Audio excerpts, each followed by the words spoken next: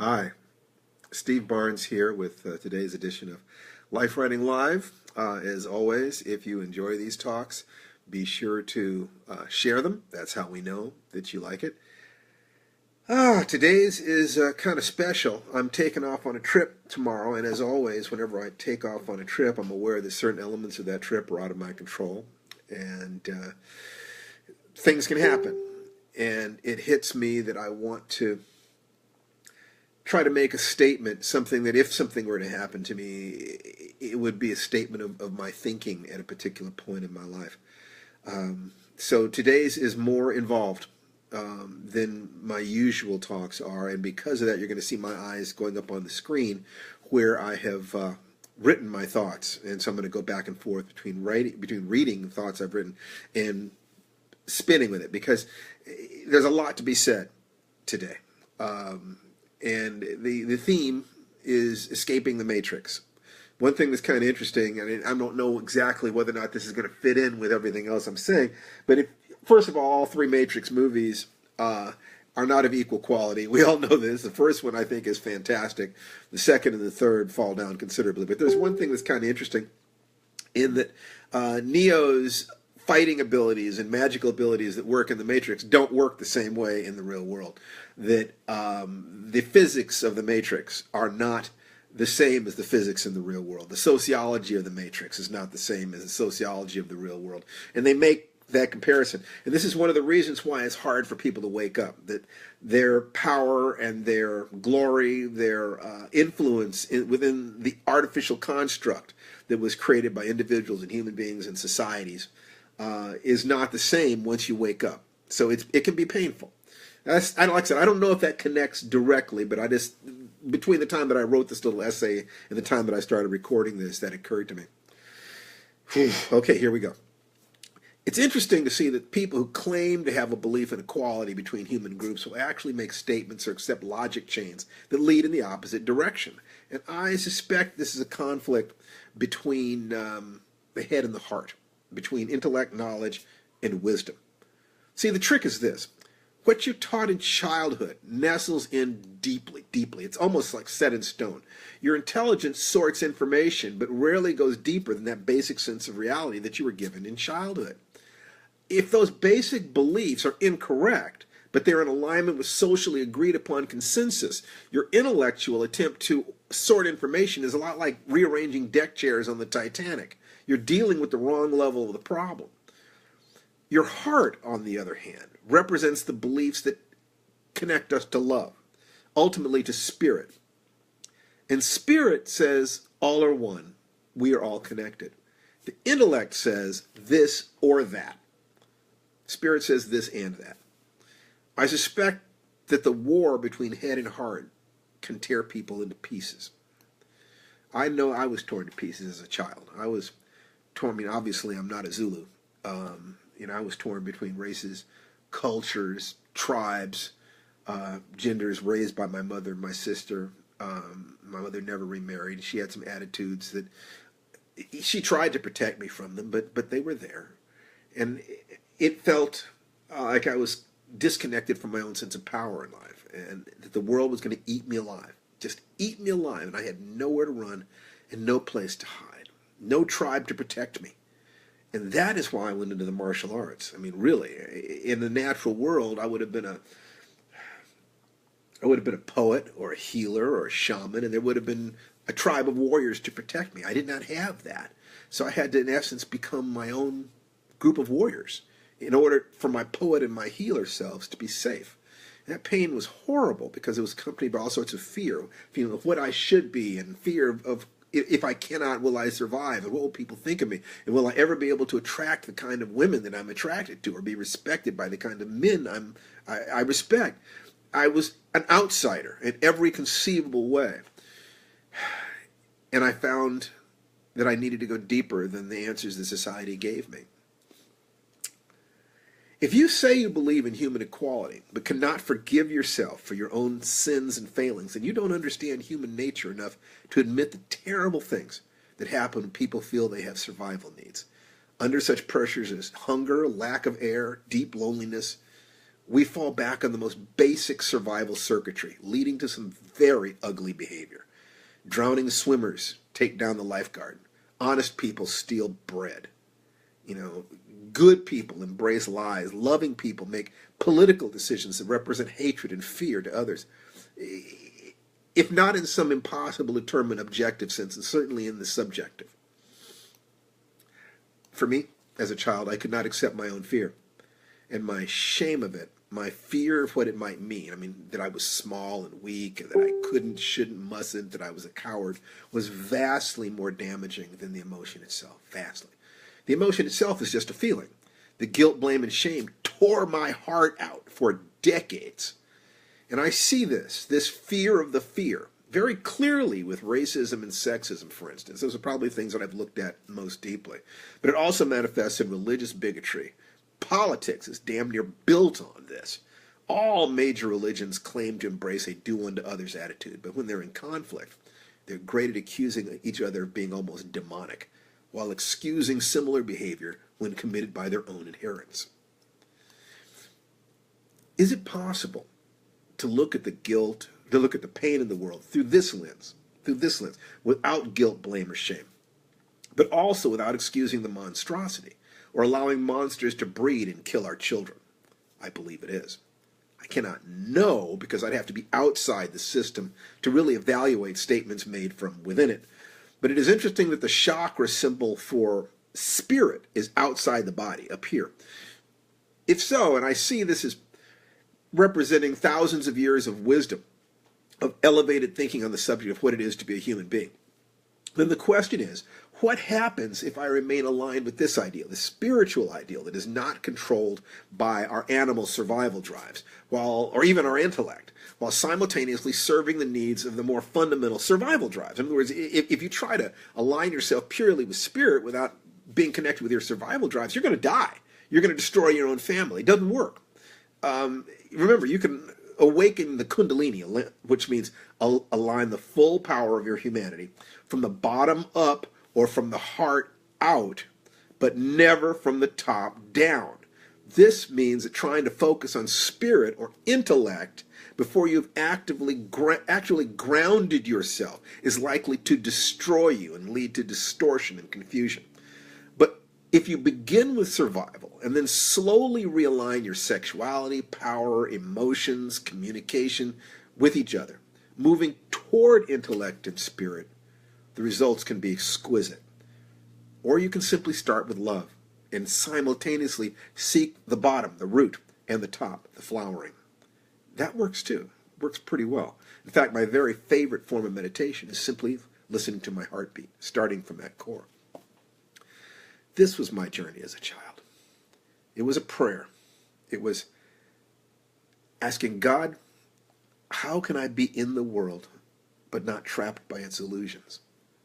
Trapped by my own perception of weakness?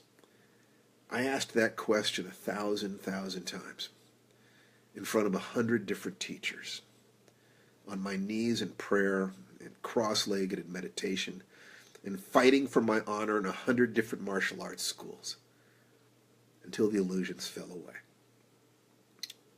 And I saw myself, and I forgave myself, and I forgave the world. We're all just human beings, children seeking love, our fear masquerading as anger, our violence stemming from that same witch's brew of survival drives justified by our philosophies. We do what we think we must to survive. What I'm saying is that we don't have to incrementally build on what has gone before. We actually have a new opportunity to leave behind the guilt and shame and fear, simply by forgiving ourselves, forgiving our ancestors, but not trying to say the past didn't happen, or that it doesn't influence the present. That is how we build the future. If this is true and valid, then what does it say about the illusions we fall into and how we might view some basic conflicts so that we can move beyond them? With the caveat that anything I say is caught in the system because it's words, and all words arise from the sea of poisoned milk called halahara in Sanskrit, I believe. I just want to offer some thoughts. 1, In terms of gender, men and women are both caught in the priorities what might be called the selfish gene, the drive to produce the maximum number of grandchildren. Both men and women are caught in a straitjacket that is not determinative, but strongly influential. It's an emergent behavior that touches everything we do if we're not careful. Unless you believe that women are stupid and cowardly, or that men are monsters who enjoy dying young and violently, there's something going on here other than the common narrative of submission and domination. There's nothing in gender interaction that cannot be explained by the fact that what is good for a species isn't necessarily good for individuals. And of course, that some individuals are just bad people, just as some are unusually good. Death is great for a species. It allows evolution. Kind of sucks for individuals, though. Much of what we see can be explained by an equation. From the perspective of cranking out those grandchildren, women's dreams and men's lives are disposable. Each side has illusions about what the other side is like. Men get conned into believing that it's just great to march into cannon fire, and women that they shouldn't try to compete with the guys. Humans are such silly creatures. But considering that our population has increased, along with our social organization, until the natural world that used to dominate us is now in danger from us, apparently it kind of worked. But we're in an era in which peak population, firearms, the Industrial Revolution, and effective birth control have offered a gender freedom unknown to our ancestors, a leveling of the playing field, a chance to ask very different questions. The way ahead is forgiving ourselves and each other. If men are really advantaged by the current situation, they will fight to the death to maintain their power. But if the con game has stolen from both sides and also conferred advantage to both sides, all you have to do to get all the goodies is wake up from the matrix. Then we can walk together into a better future. Anyone who thinks that women are inherently more peaceful and wonderful haven't looked at the statistics of what happens in female-female relationships, or if the woman is larger than the guy. Just as much violence and domination. If you can understand that women have made less geographical discovery, art, and science largely as a matter of the roles we've played up until this point, then you can cut men some slack too. Otherwise, you're a bigot. 2. In terms of race, the black-white situation in America. Now, this is, of course, my piece of this pie, the thing that I've thought about more than anything else, for various and sundry reasons, I'll go into another time, requiring a ton of serious thought over many decades to pierce that illusion. If, in fact, I actually have, how would I know? Because I'm inside the puzzle. That thought really does disturb me. I can't even know whether or not I know. However, I have to move forward with faith or I'm frozen. You know, in terms of looking at race, the simple answer is pretty obvious and can be heard whenever radicalized members of either society, either group, gather. And it's this: either blacks are intellectually inferior or whites are morally inferior. There it is. That's a simple equation. You can hear it in chat rooms, Facebook threads, and barbershops across the country. Sometimes it's thinly veiled behind polite speech or political rhetoric, but there it is. And the conflict with the heart and spirit here is that the spirit wants to believe in equality of the soul while being unable to reconcile history with the intellect. The answer is that you have to see how you personally have done terrible things when you thought you needed to.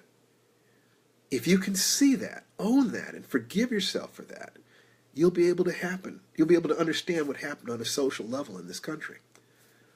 From my perspective, all that happened is that America had a need for cheap labor and tried different things before settling on Africans.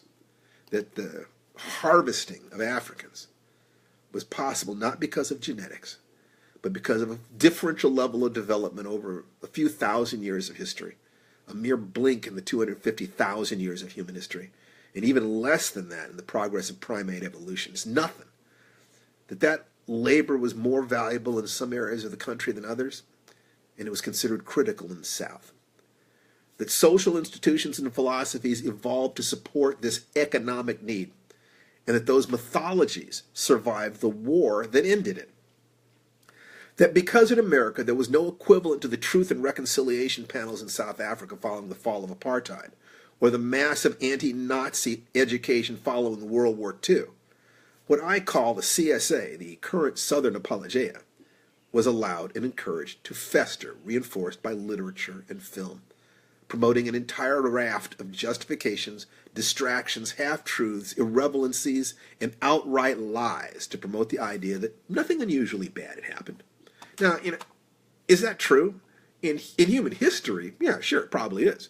Even in American history, compared to what happened to the Native Americans, it's probably true. But in comparison to what happened to the armies of immigrants who fought and suffered to get here, believing America's streets were lined with gold, thinking that those two things are equivalent is a bizarre and venomous fabrication, because there is no way to follow that conclusion without concluding someone is inferior. Even those immigrants were stupid, or the children of slaves are inferior for not keeping up with them. Now let me ask you a question. Why was this collection of mythologies important? 1, to protect from guilt and shame and cries for reparations and revenge. 2, to protect from fears of moral inferiority. Remember, if you believe in equality, there's only the problem developing the intellectual chunks to fill in the gap between worldly experience on here and spiritual insight there. It's not easy, but there is massive work to do to understand human history in a way that doesn't require that you fall back on tropes of superiority or inferiority. But it is an exhilarating, joyous process. I loved it. I just loved it. Felt like I was digging for gold. But what happens if deep underneath all of your polite rhetoric you really believe in inferiority? You're trying to be a good American, but underneath it all, nah, not really. I mean, I'll say it, but I don't believe it. Then your fallback position, if you lose your belief in superiority, is a swing of the pendulum, not to equality, but to feeling like the scum of the earth, like a manic becoming depressive. If I can't be superior, I must be inferior. That is the opposite position. The contrary position, the more evolved position, to pat myself on the back here, I'm sorry about that, is equality, real equality. But that was never on the table at all if underneath it you believe in superiority of either group. Why is the CSA, the current Southern Apologia, so damaging? Denying the severity of what occurred leads naturally to a, why can't you just get over it? Which leads to a, they can't get over it because they just aren't as strong and smart. Sorry, I don't care what you say about this. I've heard that logic countless times over the decades of my life. From white bigots